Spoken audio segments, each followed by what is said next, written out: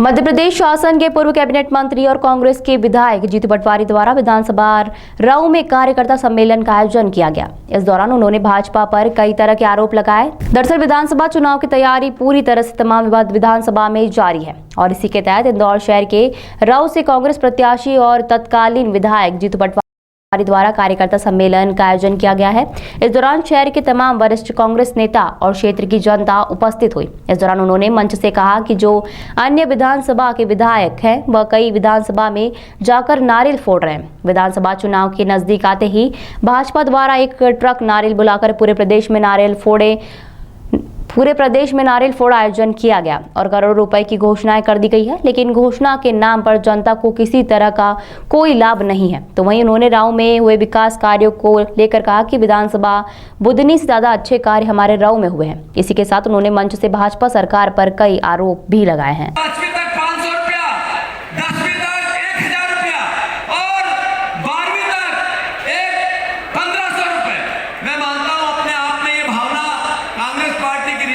को बताती है। मैं सबको जोरदार स्वागत के साथ आप सबको ढेर सारी शुभकामनाएं। इस चुनाव में आप सब हम सब मिलकर इस संघर्ष को जिए और लड़े। भारत माता की। सबसे अनुरोध है भी आदरणीय कृपा शंकर शुक्ला जी हमसे बात करेंगे। अपने बात यही है कि बुधनी में 40 कॉलेज नहीं है, हमारी विधानसभा में है। वहाँ 4 यूनिवर्सिटी नहीं है, हमारी विधानसभा में। हमारी विधानसभा में 40 अच्छे स्कूल है, वहाँ नहीं है। हमारी विधानसभा में एक स्पोर्ट्स का ऐसा कॉम्प्लेक्स बन रहा है जो प्रदेश में नहीं है, वो यहीं है।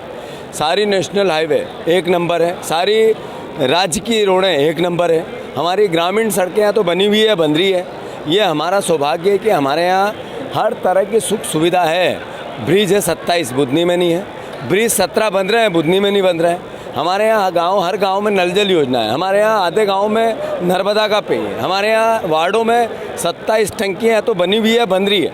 तो ये राऊ का विकास है और मैं मानता हूँ कि ये दूसरा प्रदेश में किसी जगह ऐसा विकास नहीं दिखता। भैया, मुख्यमंत्री शिवराज सिंह चौहान लगातार घोषणाएं कर रहे थे, घोषणाओं का क्या असर होगा चुनाव पर? जो घोषणाएँ चुनाव के दौरान होती है वो तो उनकी बात ही नहीं करें, पर शिवराज जी ने 30,000 पहले घोषणाएँ की, वही पूरी नहीं की। तो उनकी 1,01,000 रुपया उन्होंने लोन लिया और उसी दिन उन्होंने 45,000 करोड़ रुपए के नारियल फोड़ दिए। तो ऐसे मुख्यमंत्री को क्या कहें हम? आने वाले दिनों में लाडली लक्ष्मी योजना का भी पैसा डालने की बात की जा रही है। मैं मानता हूं कि कोई भी सरकार अगर चुनाव आचार संहिता के नियम का पालन करेगी तो करना चाहिए, और जब नहीं करेगी तब बात करेंगे। भैया, चुनाव वितरण में किसकी चली है?